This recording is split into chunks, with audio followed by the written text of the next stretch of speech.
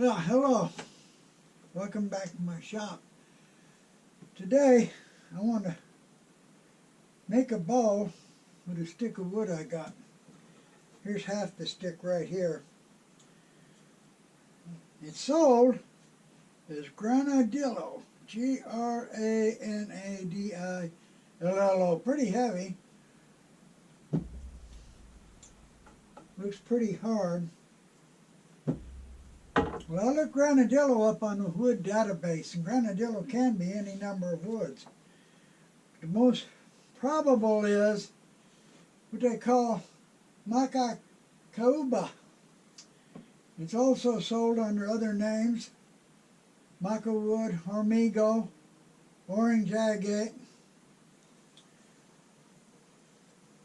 other different names. So this, I bought the same store as hormigo. So this is obviously the same wood, just lighter color. They say there's many shades of this wood. According to the database, it can come in quite a few different shades.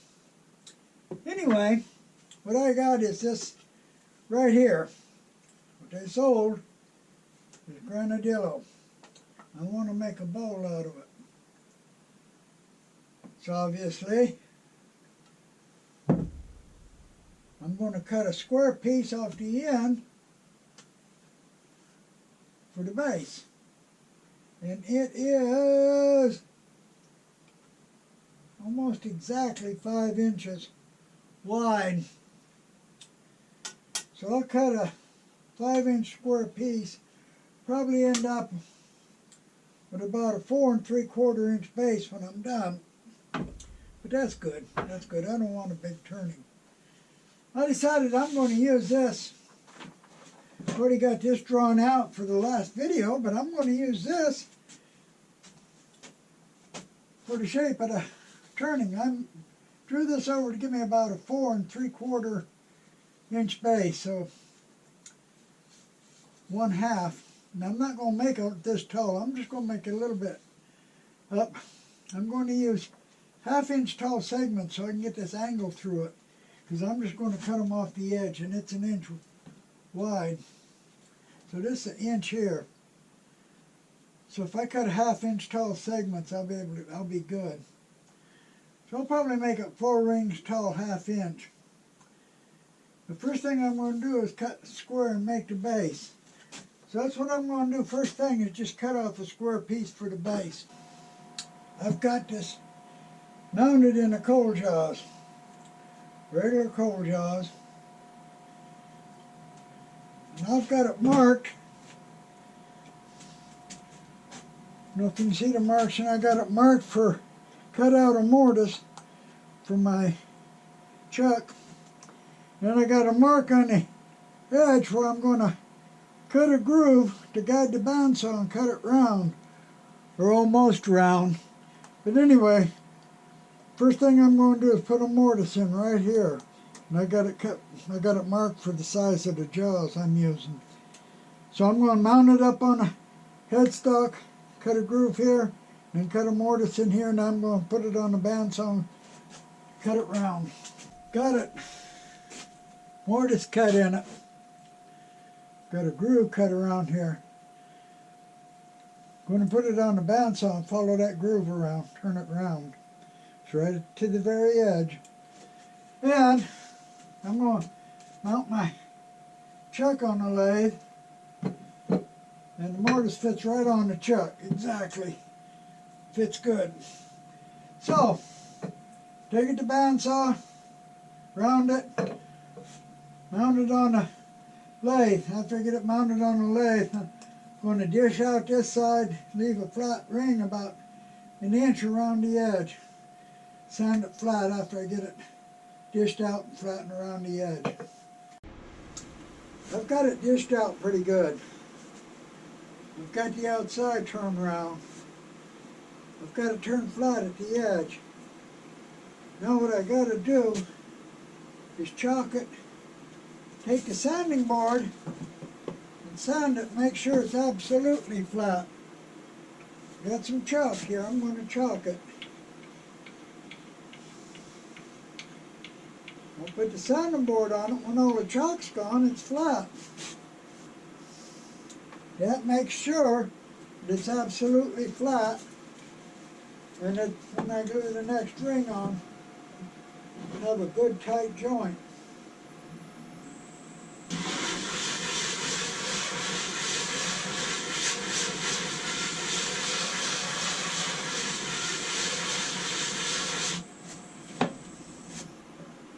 Now that's perfectly flat.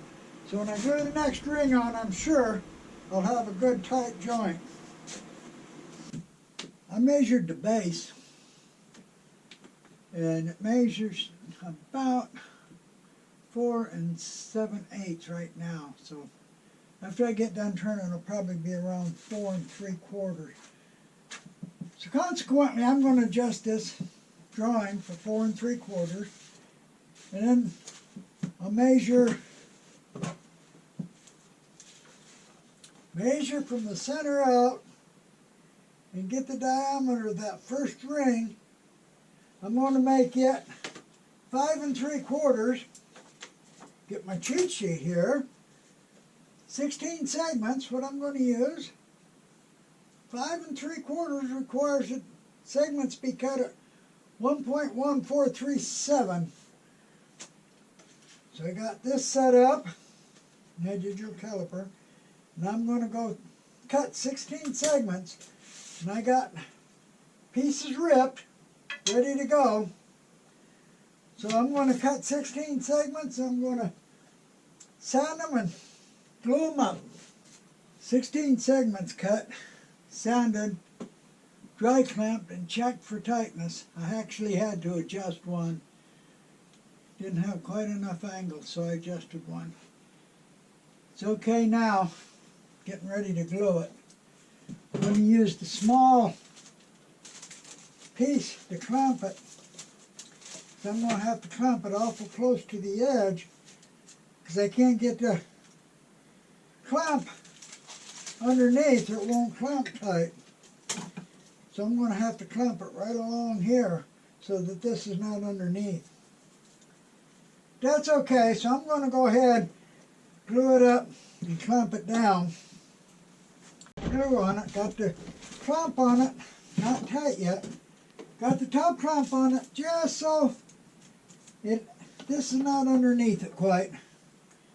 Tighten the top clamp down some. Then we'll tighten this clamp.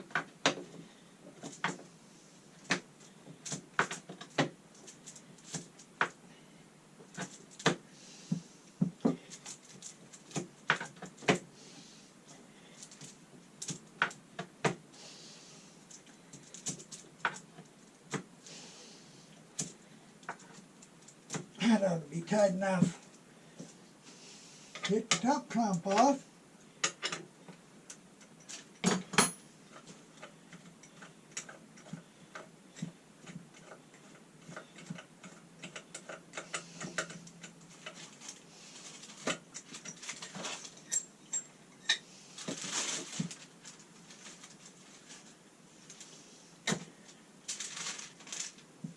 Okay, I'll let it dry for 15 minutes and I'll be ready to flatten it.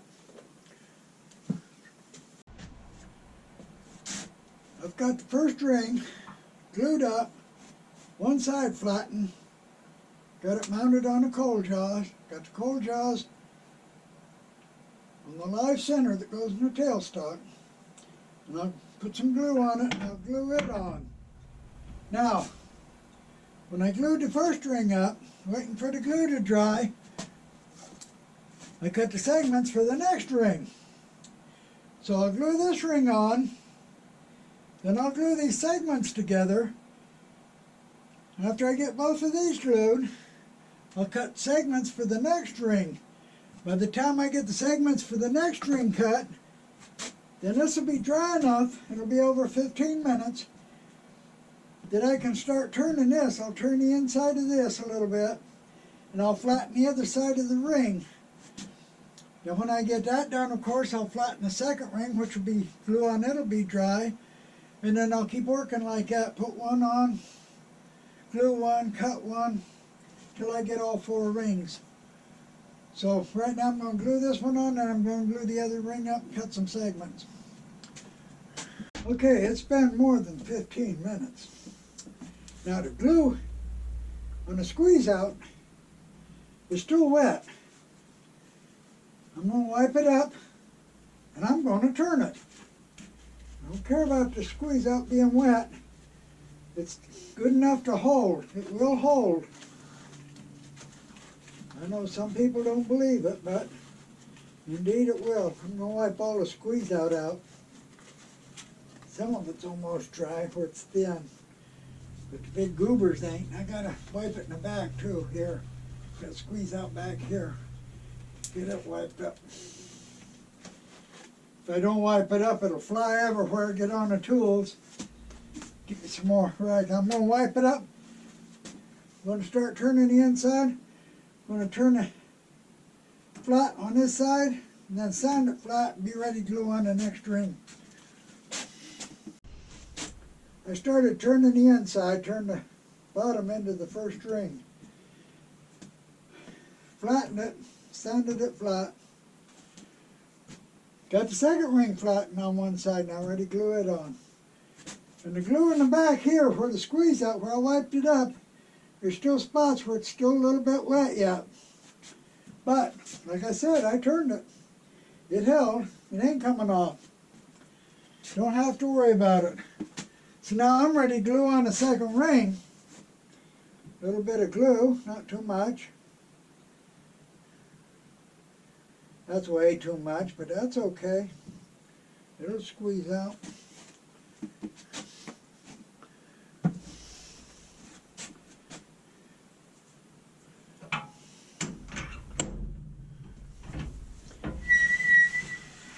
Now, spin it around, spread the glue out some. Get it spread out good, thinned out all the way around. Squeeze out everywhere. Now, turn it where I can't. There we go. Now, get the joints where they're not lined up with the brick laid, and tighten her down.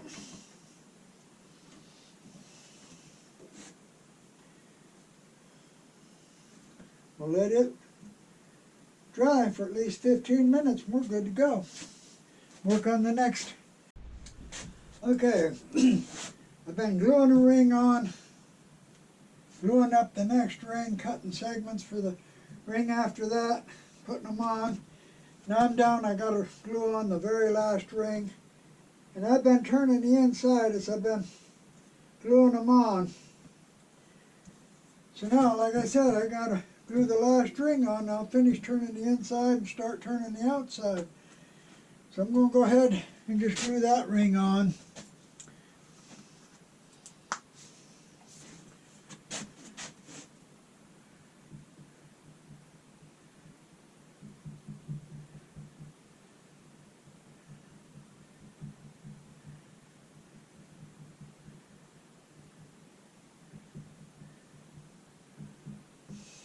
That should be enough, I hope.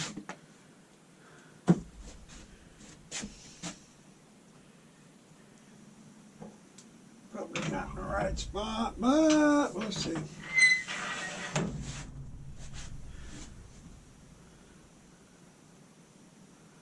We'll get it spread out a little bit, be okay.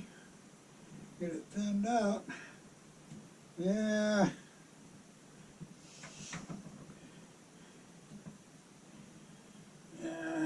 Here we go.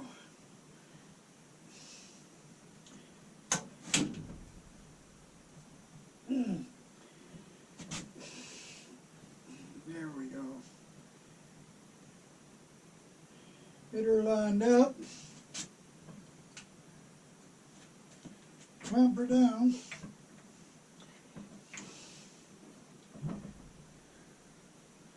Let it dry for at least 15 minutes and go ahead and finish turning the whole thing. I got the last ring on. It's been over 15 minutes now since I glued it on. It's got wet glue here still. So I don't care, I'm going to wipe it up. I don't need it on the bed of my lathe.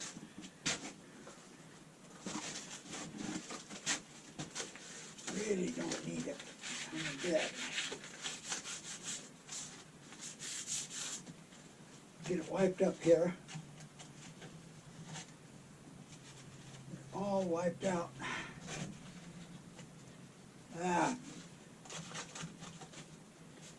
Really need to get some clean paper. Then I'm going to turn it. I'm going to turn the inside, and after I get the inside turned, I'm going to go ahead and turn the outside. Now after I get the outside turned, then I'm going to sand it. And we're going to see just how shiny we can get this one. I don't know about this wood, so we're going to find out how much it'll shine up. I've got the inside turned and sanded. Turned the outside, and I'm going to sand it. Now sanding is relatively simple. A whole lot of people make it hard. I don't know why they do it. I showed some people how to sand one time, and then later one of the turners made a small turning, only about this big. It wasn't really a hard wood. He says, I'm going to turn it so I can start with 220 sandpaper. He turned it, and after he turned it, I looked at it, and well, it really needed to start about 80 or 100 grit, get the tear out. But he took 220 sandpaper and he put it on a power sander, and he sanded it, and he sanded it, and he sanded it. He wore out 4 sheets of sandpaper, 220. Well, he finally got the tear out, and he didn't go past that, he just left it at 220. So yeah, everything I showed him was just, wasting my time. But when you sand, you got tear out, you got tool marks, whatever. Use whatever grit it takes to get them out. If it takes 80 grit, use 80 grit. If it takes 60 grit, use 60 grit. That's what sandpaper's for. It's what it's made for. It's got a job to do. It does the job well. After you get them out, then just go over it real quick with inch grade. Once back and forth with inch grade. Now, when I glued this wood up, it looked rather dry. It didn't look like an oily wood at all. I started sanding it, and it loads up the sandpaper. I used 80 grit to get the tear out. And it loads up the sandpaper. Now, you can clean the sandpaper, but it's loading it up means it's oily. And it's going to load it up. But I don't bother cleaning up my sandpaper. I got sandpaper all over the shop. It's so cheap here in North Carolina, it's pathetic. So, what I'm going to do is give it a quick pass with inch grit. I don't know if my 100 grit's any good anymore or not. It's loaded up from the inside. Of course, I got more, but I don't want to cut another piece right now. Anyway, I'm just going to give it a quick couple of passes with inch grit.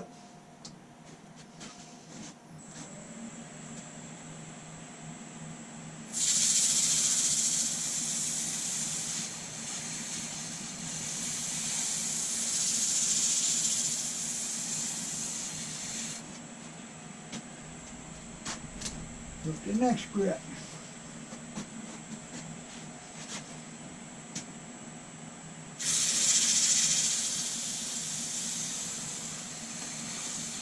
So it's loading it up good. It's oilier than I thought it was. But that's okay, I don't care. Now that's a big piece of sandpaper.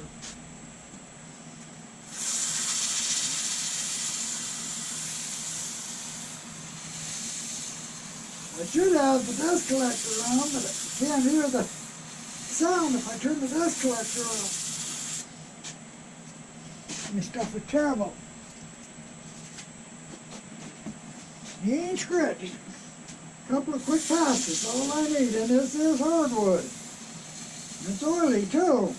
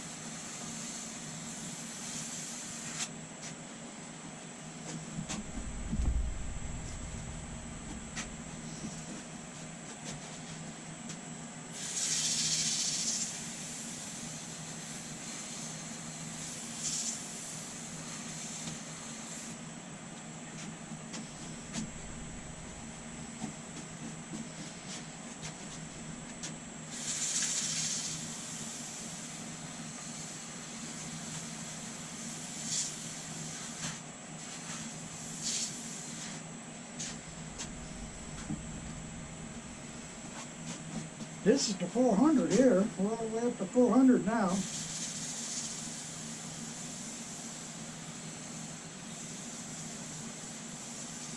Starting to get shiny. This is 600. Make a couple of passes with 600.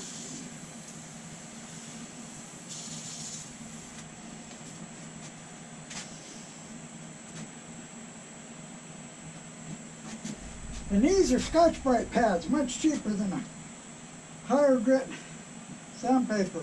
Does the same thing. Turn the speed up a little bit for these.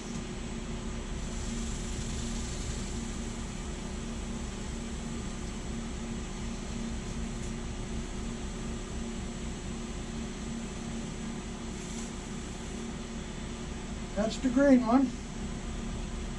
Second's the purple one.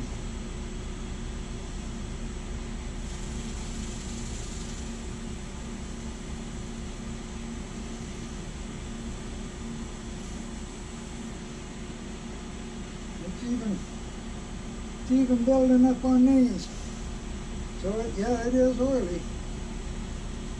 Didn't look like it when I was cutting it and blowing it, but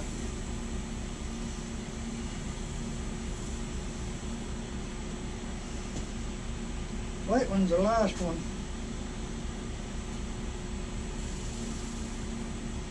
Let's kick up some more.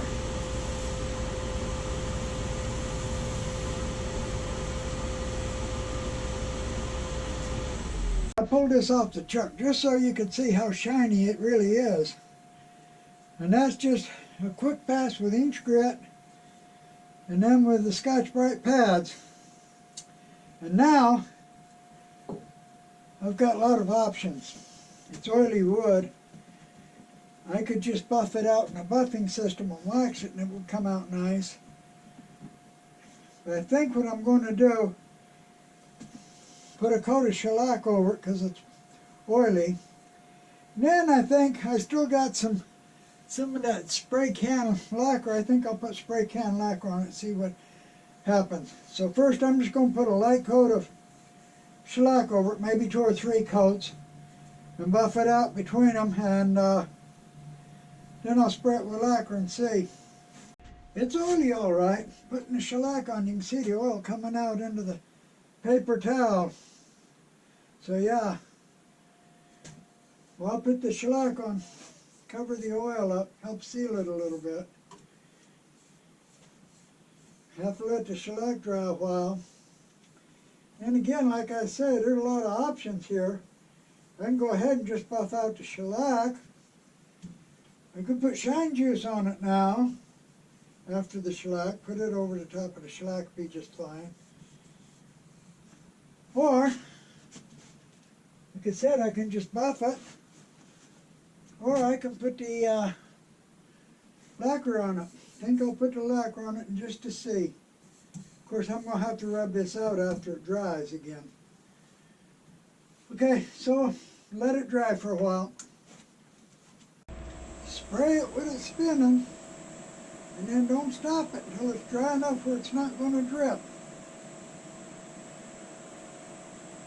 And it should be shiny when I finish. I just sprayed it with the lacquer. We'll see. Taped it off. I'm going to use the coal jaws with the tapered pins to hold it. I'm going to hold it from the outside with the coal jaws. I'm going to bring up the tailstock with a center point to hold it, and I'm going to turn the bottom down. After I turn the bottom down, I'll sign it and be finished with it. Both finish, shine, bottoms turn, and sign.